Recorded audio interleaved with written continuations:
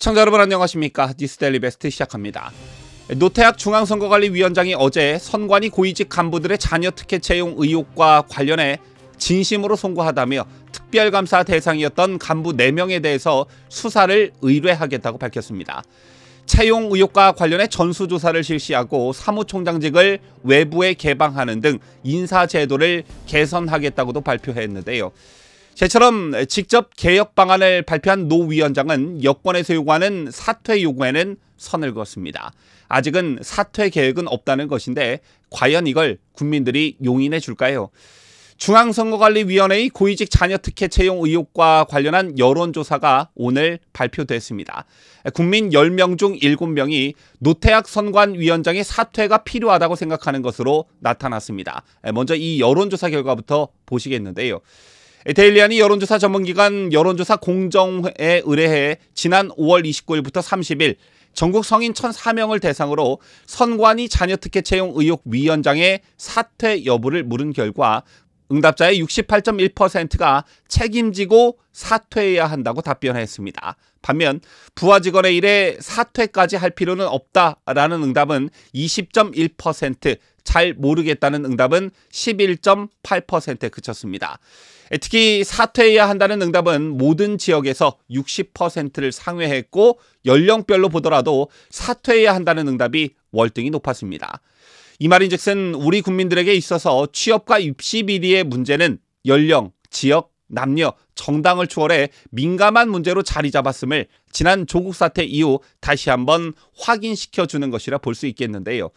하지만 이번에 불거진 선관위의 문제를 취업과 입시 비리 문제에 국한해서만 바라볼 수는 없을 듯합니다. 그야말로 썩을 대로 썩었다 이런 표현 외에는 달리 표현할 방법이 없을 듯한데요.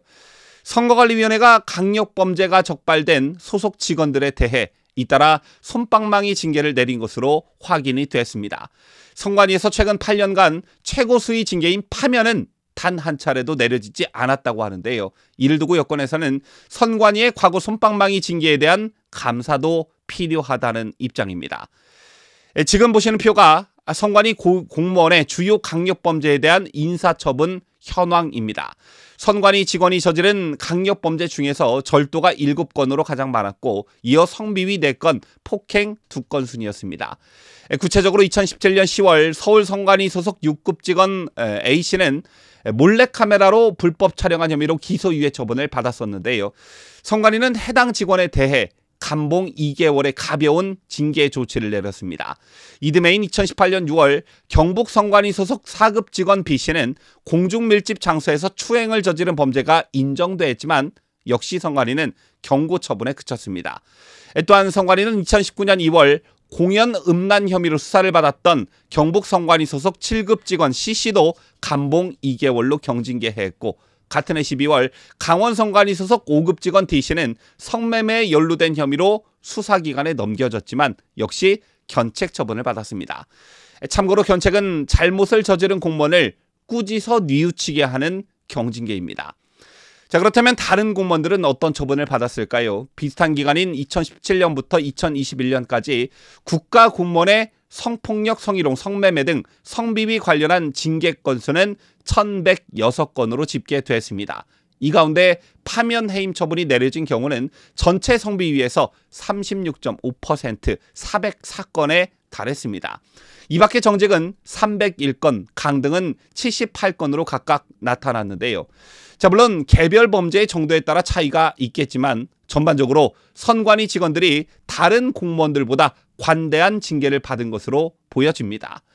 같은 기간 최고 징계인 파면은 단 한 번도 이뤄지지 않았고 선관위가 소속 직원의 범죄에 정직 이상 중징계를 내린 경우는 2021년 6월 절도 혐의로 적발된 8급 직원에게 내린 정직 1개월 징계가 유일했는데 이마저도 정직 가운데 가장 수위가 낮은 처분이었습니다. 같은 범죄를 저질러도 평범한 공무원들의 상당수가 정직 이상의 무거운 징계를 받았는데 유독 선관위 직원들은 가벼운 조치만 받았다는 게 통계로 드러난 것입니다. 그야말로 그들만의 리그 또는 그야말로 성역이었다 이렇게 볼 수 있는데요. 지금 이 시점에서 국민들이 바라는 것은 단순한 감사와 수사 뭐 이런 게 아닐 거라 생각합니다. 국민들이 바라는 선관위 개혁은 완전한 해처모여 수준의 환골탈태라고 생각하는데요. 60년간 감시와 견제의 사각지대였던 선관위였기 때문에 더더욱 그렇습니다. 그렇다면 선관위 위기의 본질은 무엇일까요? 선관위의 가장 심각한 문제는 특별 채용 때 끼리끼리 동료 자녀에게 높은 점수를 주는 그런 부정만이 아닙니다. 그럼 뭐가 문제이고 뭐가 본질이냐? 다름 아닌 선관위의 정파성이 침투하면서 생긴 중립성의 위기가 그 본질이라 할 수 있습니다. 선관위가 정치색에 물든 것은 문재인 정권 때부터였지요. 기억하시는 분들 있으실 테지만 김기식 금융감독원장의 정치 후원금 셀프 기부 의혹에 대해 선관위가 위법 판정을 내린 적이 있었지요. 그런데 판정을 주도한 사무총장은 이후 선관위원 선임이 좌절됐습니다. 왜냐하면 당시 기세등등했던 민주당의 밑보였기 때문이었죠. 이렇게 정치색에 물든 선관위는 문재인 캠프에서 특보로 활동한 인사가 선관위 상임위원이 되고 대법원장과 코드가 맞는 우리법 연구회 출신 판사가 선관위원이 되는 일이 발생했고 감시의 사각지대 속에 그들만의 리그를 구축한 것입니다.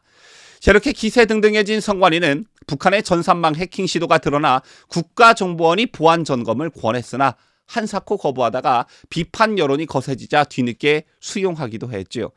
자, 그리고 또 하나의 문제점으로 부각되는 것이 위원장을 대법원장이 대법관 중에서 고르는 그런 방식입니다. 김명수 대법원장 체제에서 노정희 전 선관위원장이 이른바 소쿠리 투표 파문으로 물러난 뒤에 현재의 노 위원장이 그 자리를 물려받았습니다. 따라서 선관위도 김명수 사법부 지난 6년의 흑역사와 그 맥을 같이 했다고 볼 수 있는데요.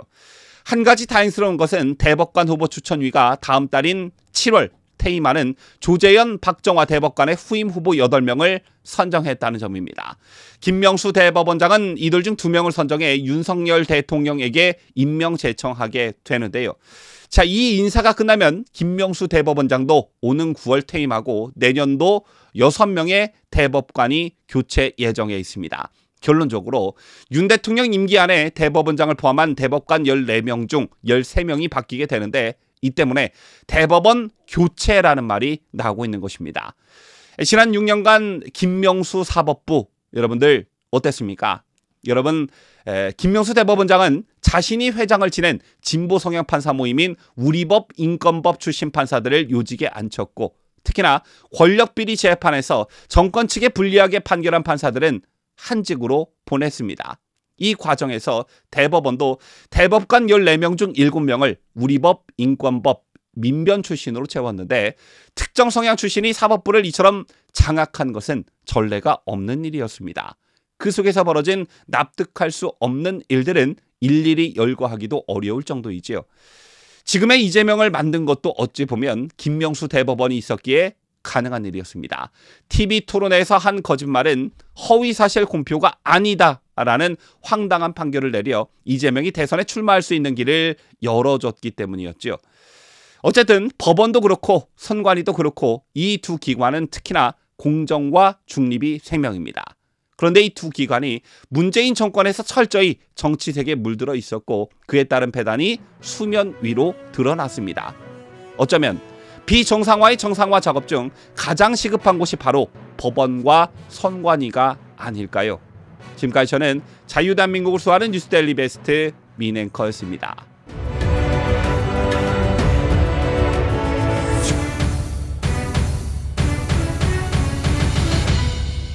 함께해요. 뉴스데일리 베스트.